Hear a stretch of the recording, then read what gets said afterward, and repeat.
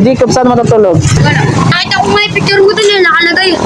Saan? May sticker siya, tapos nakalagay doon sa may blower. Doon sa may 7-Eleven. Ah. May ano dito, halika.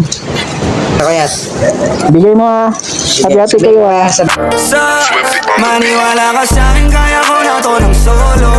Yo, what's up mga kabady? Gandang gabi. Time check is 10:35. Pumunta ako ngayon sa bayan at hanapin natin yung mga bata saan sila natutulog ngayon sa may gilid. May nagdala akong pagkain ngayon at ibigyan natin sila bago ako pumasok ng trabaho. Salamat tayo sa asawa ko na pinapayagan tayo na umalis para maibigay natin yung pagkain para sa kanila. Andito ako ngayon sa plaza mga kabady. Hanapin muna natin yung mga bata kung saan sila nakatambay.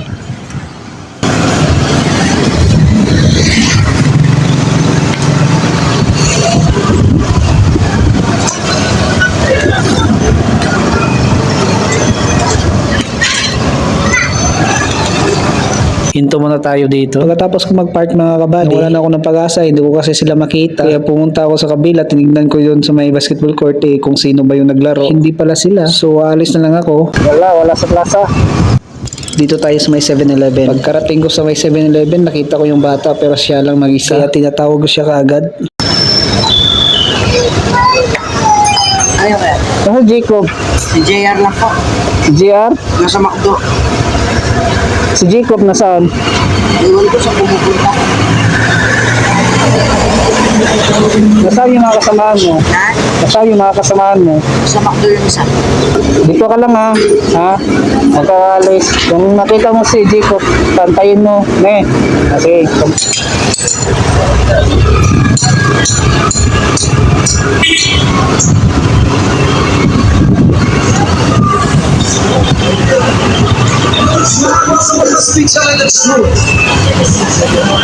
Nakaprepare na sila dito para mamayang madaling araw.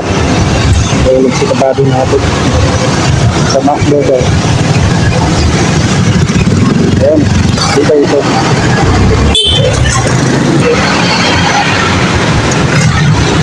Yeah! Ngayon lang kita nakita. Oo, musta? Okay lang. Dito ka nagtambay ngayon? Minsan sa 7-Eleven na bago. Nakita ka na kita Nasaan si dun. Jacob? Chico? Oo, Chico nga rin. punta ka na dun. Pupunta ka dun. Oo. 7-Eleven dun sa plaza. Bakit? Dito ko nakapisto. Oo, punta ka muna dun. Hindi ako. Bakit ayaw mo? Nakapisto. May pagkain dun, dami. Kain muna kayo. Saan ka matutulog? KFC. Ay, KFC ka. Si Jacob, saan matutulog? Chico na. Nakita ko may picture ko dun yun, nakalagay. Saan? May sticker siya, tapos nakalagay doon sa may blower. Doon sa may 7-Eleven. Sa likod, sa may gilid. Tinagay mo doon? Oo. Ito.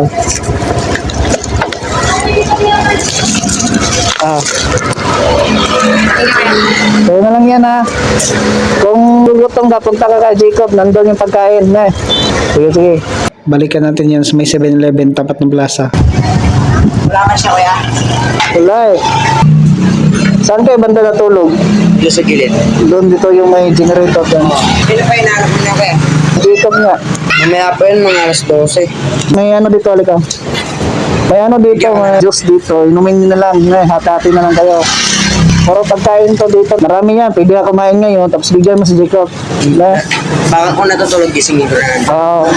Diyan kuya. Bigay mo hati-hati kayo ha. Sabihin ka, daling sa... Diyan kuya, thank you kuya. Ilagay mo na lang doon. Diyan kuya.